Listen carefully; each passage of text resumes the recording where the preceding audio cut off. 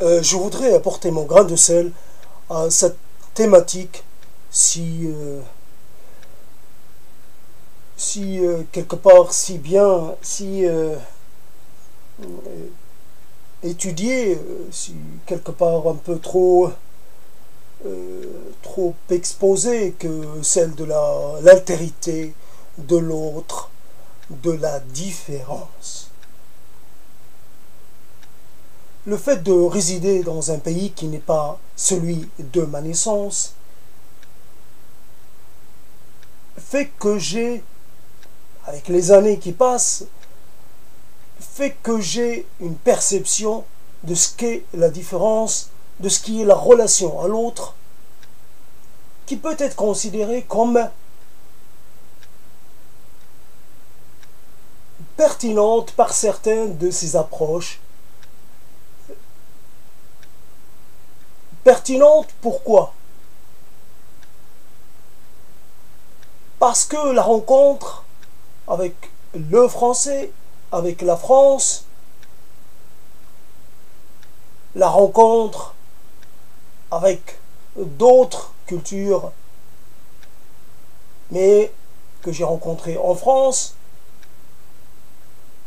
des gens qui viennent d'Allemagne, des gens qui viennent d'autres pays d'Europe ou d'Asie, d'Afrique subsaharienne, fait qu'on expérimente cette relation à l'autre de façon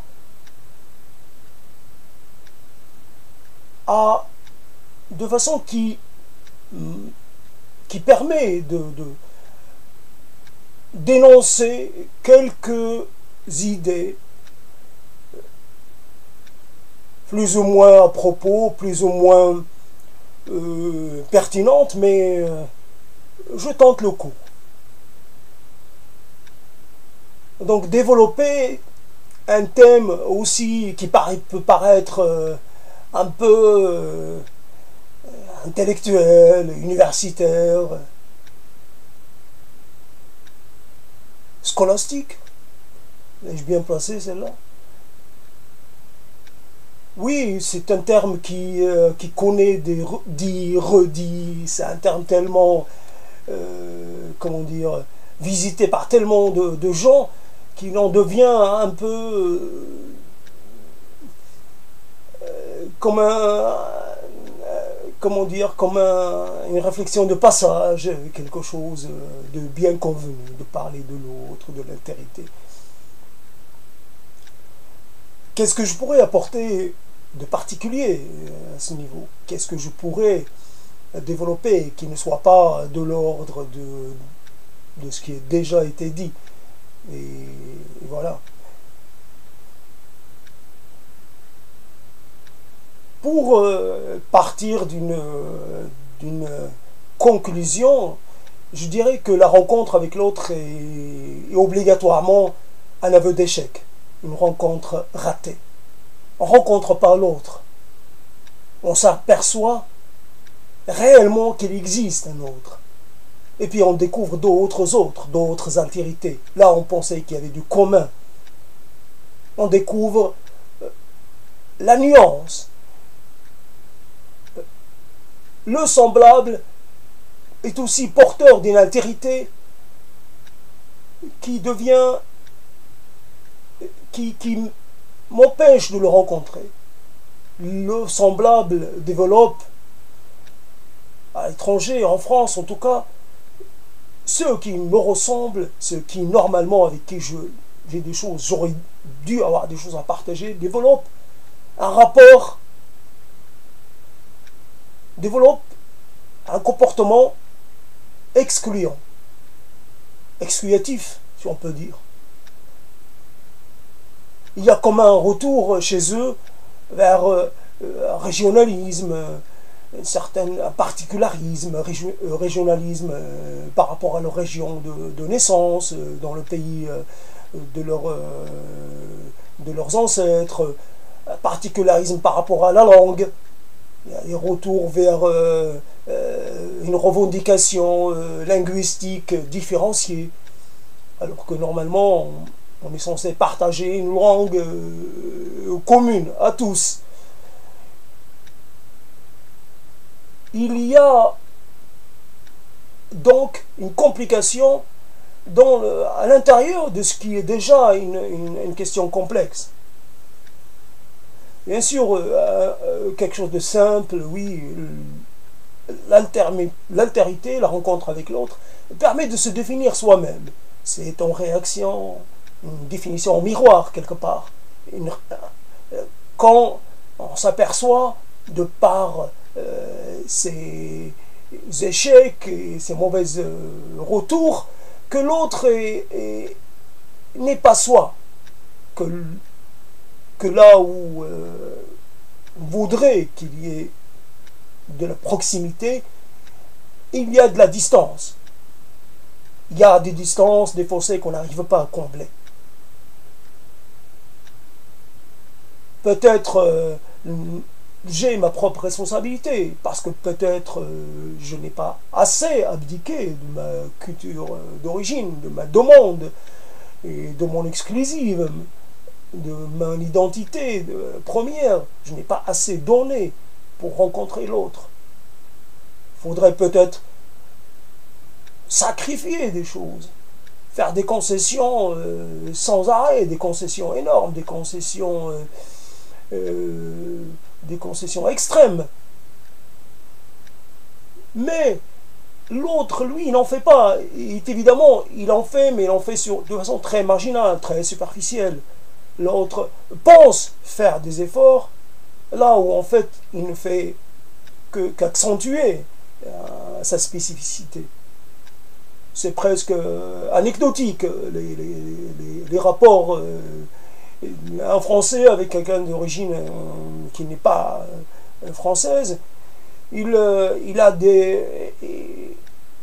intériorise des éléments anecdotiques de la culture de l'autre, de l'altérité de l'autre. Donc, comme ce besoin d'altérité, pour nous définir, fait que la société française essaie à tout prix de maintenir certaines personnes à l'écart. Donc il y a ce point supplémentaire qui est quelque part, on voudrait que les dissemblables le restent à jamais, qu'ils ne s'approchent pas trop, qu'ils ne deviennent pas nous-mêmes. Ils peuvent nous suivre, mais il faut qu'on puisse les identifier à loisir comme des autres. Parce qu'on veut avoir une idée très claire de ce qui constitue le nous et ce qui constitue le eux. Eux, ils sont comme ça. Eux, ils font ça. Eux, ils disent ça. Ils parlent comme ça. Eux, ils mangent ça. Eux, ils vivent d'une façon qui n'est pas la nôtre. Alors, ce terme qui est quelque part fourre-tout, mais qui ne remplit presque pas de fonction, le vivre ensemble, ce terme est venu succéder à cette revendication de le respect de culture, quelque part la résurgence d'une certaine revendication différentialiste. On imaginait qu'on avait cette revendication, les gens en France avaient une revendication, il faut respecter toutes les cultures, toutes les cultures se valent, etc., etc. Mais en même temps, on se gardait bien quelque part, c'est une revendication qui réconforte, parce que, encore une fois, l'autre doit rester un autre. Respecter sa culture, c'est le garder à distance, c'est le garder autre. Alors, l'altérité, c'est un long cheminement pour se rendre compte à quel point cela est vrai, que ce terme, il a bien une signification presque physique. Soi-même, le regard face au miroir, il y a comme un décalage entre soi et le soi vu à travers un miroir. Alors imaginons le décalage par rapport à la perception qu'on a de nous-mêmes et la perception qu'a l'autre de nous. Il y a quelque chose de l'ordre de la, comment dire, de la mauvaise perception, de la perception, et, comment dire, on peut avoir de soi une idée comme quoi on fait partie d'un ensemble, mais la simple apparence physique, ce qu'on revoit à l'autre fait que cette perception d'un tout, d'une certaine citoyenneté commune, d'une appartenance commune, vole en éclats. Revendiquer la citoyenneté, revendiquer l'égalité, revendiquer peut-être la fraternité, mais là la fraternité suppose que je suis frère d'un autre. Alors que l'égalité, elle est plus l'autre qui est je suis frère, mais l'autre reste l'autre. L'égalité est aussi un maintien de la frontière, mais une frontière entre deux égaux, entre deux personnes d'une égale valeur, d'une égalité en droit, égalité, etc. Et là, il y a un problème. Il y a un problème parce que l'autre il grandit dans cette... le français, en tout cas, il grandit dans cette vision très, comment dire, supérieure, une vision positive de lui-même. Il est héritier d'une civilisation, d'une révolution, d'un siècle des Lumières, d'une révolution industrielle, comment dire, il a apporté la civilisation ailleurs, la médecine, le progrès technique, les villes modernes, le confort moderne. Il se situe, quelque part, le français se situe dans ce registre-là. Et l'autre, qui n'est pas le français, justement, qui est peut-être l'africain ou l'asiatique, il réside ailleurs. Il est quelque part, il n'a pas fait l'histoire, ou il a fait l'histoire de façon marginale. Ces faits de civilisation sont très anciens, sont caducs. Il n'a pas sa place dans la revendication d'une patrimonialité de la civilisation actuelle. Ce n'est pas son patrimoine. Il en profite, il peut donner des coups de main, mais ce n'est pas un fabricant de civilisation. Il n'est pas un héritier. Hein. C'est un usager, en quelque sorte. Il y a ce récit historique. Nous avons des récits parallèles, souvent opposés. Nous cheminons parallèlement. Arrive le moment où nous confrontons, nous nous trouvons en situation d'opposition, en situation de conflit. Et nous nous revendiquons autre, nous nous revendiquons d'un patrimoine. Certains ont un patrimoine difficile à mettre en lumière, à mettre en visibilité. Il y a eu un tel qui a fait ça, il y a un tel. Alors que là, on a en face de soi un corpus de choses. Le français peut se revendiquer d'un corpus, d'un ensemble de choses très, très visibles. Il peut témoigner comment dire, il a ses preuves devant lui de la supériorité de sa civilisation, de ses référents ou de ses références. Donc, la différence, c'est le maintien d'un discours ou d'une culture de la différentialisation est évidemment producteur de hiérarchie, producteur de division. Qu'est-ce qui fait que la revendication peut être considéré comme légitime. En quoi le patrimoine qui m'a été, dont je me revendique, est réellement mien et non pas et pourquoi il ne puisse-t-il pas être revendiqué par un autre?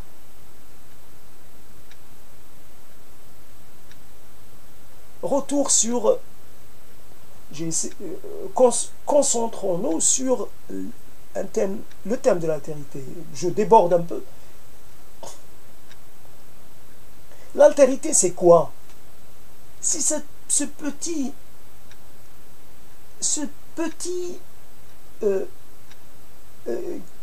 petite nuance de la couleur de peau, cette petite chose, ce petit halo qui fait que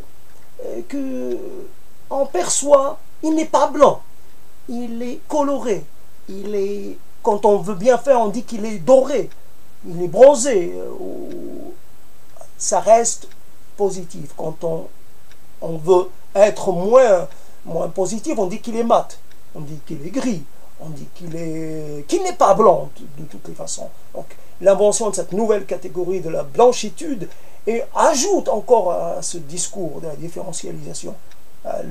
Elle donne à certains qui ne demandaient que ça des arguments, elle leur donne une assise pour pouvoir se revendiquer d'un camp et exclure tous les autres. Mais bien entendu, là il se trouve que c'est les blancs. Et moi, je suis considéré comme un non-blanc. Je suis quoi? Non-blanc. Voilà, à moi de trouver ma propre définition, de dire, mais impossible de me réclamer de la blanchitude. Et je suis, bien entendu, on se rejoint, parce que finalement je pourrais me revendiquer d'une noiritude. Pourquoi je ne serais pas nègre? Très bien, un nègre, je suis un nègre, puisque je ne suis pas un clair, donc je suis un nègre, je suis un noir. Revendiquons-nous comme des noirs, pour que la binarité, la dualité soit très claire. Il n'y a pas de nuance. À quoi sert de dire je suis à moitié, etc., je suis trois quarts, je suis un quart, du moment que l'autre, ce n'est pas la préoccupation de l'autre. L'autre ne cherche pas à vous installer dans quelque chose entre les deux. Il cherche à vous déterminer comme son opposant. Et comme différent, fondamentalement différent dans votre essence, etc. Alors, commençons par la nuance de peau, par la couleur de peau, et passons à autre chose. Moi, j'ai un rapport, on considère que j'ai un rapport différent. Peut-être que l'eau, je ne la bois pas de la même façon que tout le monde. Peut-être que quand j'ai un rapport, mon pain premier n'est pas un pain allongé, mais un pain rond. Voilà, donc moi je suis du cercle et l'autre il est plus d'une autre configuration. Moi je serais plutôt pour un certain mélange. Voilà, et il y a des ingrédients, je les prends, je les mélange, l'autre ne les met pas, n'en met pas autant, ou alors mélange d'une autre façon. Il a un autre ordre comment dire, son ordonnancement n'est pas le même. Il mettra peut-être le poivre après, alors moi je le mets avant, au début. Donc là où il voit une carotte, là aussi je vois une carotte, mais je la vois cuite, je la vois intégrée à notre ensemble. Moi je mange un peu plus sucré, je consomme un peu, lui il est un peu moins. Voilà, et quand je me lève, quand je marche, quand je parle, quand je réfléchis, je suis différent. Bien sûr, mon français est toujours un français autre. Ce n'est jamais le français. J'ai un accent. Voilà, c'est ça. C'est des marqueurs de l'altérité. L'accent. Un accent. C'est quoi votre maternelle? Ah oui, ah d'accord, ah oui, ah j'y étais, ah je connais, j'ai visité, ah j'ai entendu parler de ça. Ah, voilà. Et ça y est, plus ça avance, plus vous êtes renvoyé, réexpédié dans une entrée que vous ne frontez plus. Mais pour l'autre, c'est toujours votre entrée. C'est toujours chez vous. Vous n'êtes pas chez vous là où vous êtes. Vous êtes chez vous toujours ailleurs. Et d'ailleurs, on est prêt à vous réexpédier, peu importe la raison, peu importe le contexte, vous êtes ça, et on vous assigne telle identité, on vous assigne, on vous juge propre à ça. Voilà, et demain, peut-être il y a autre chose. Les gens changent, mais le comportement est toujours le même. Peut-on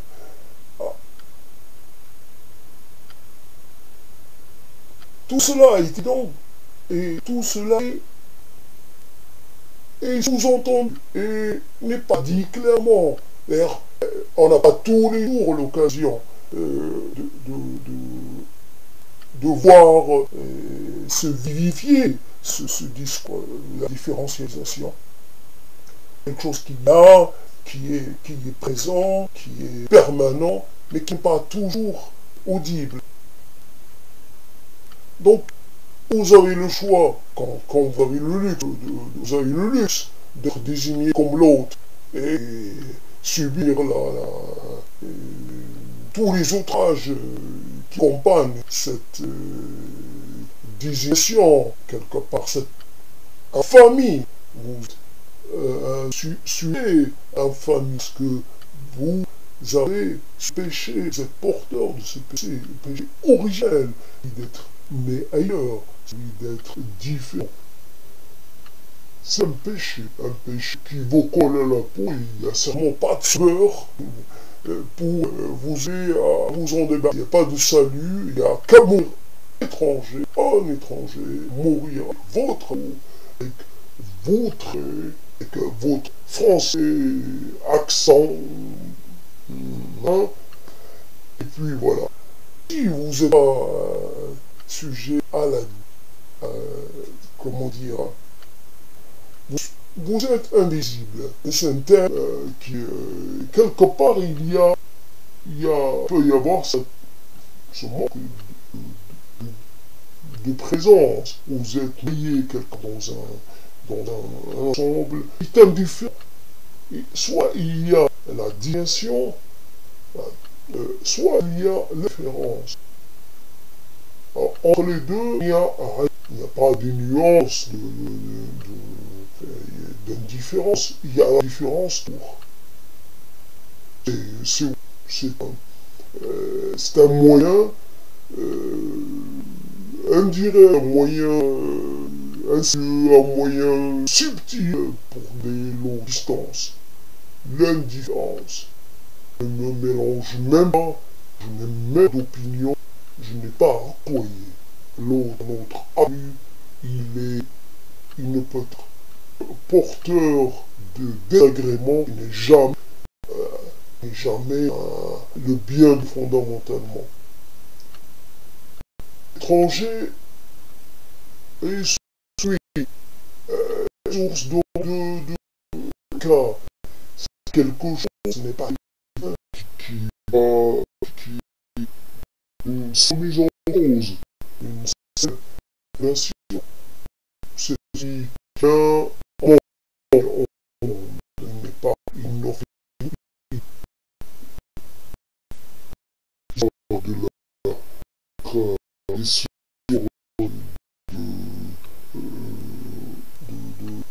comment dire, ce rapport même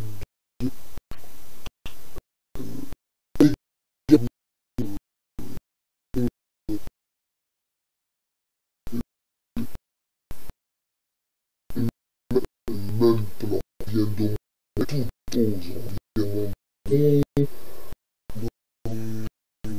de l'extérieur, culture,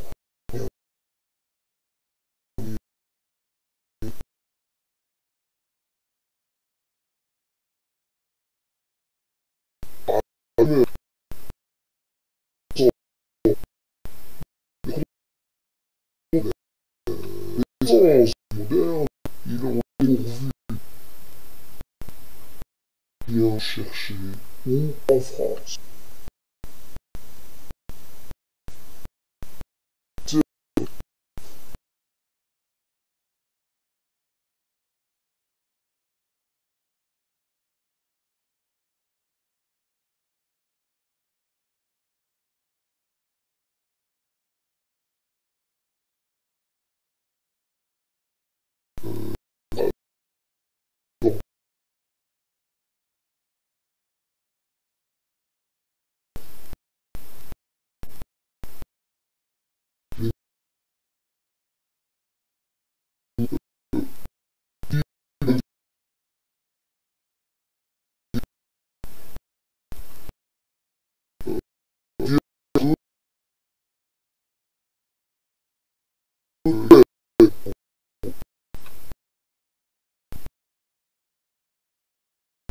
Mais qui vivent dans bien, ça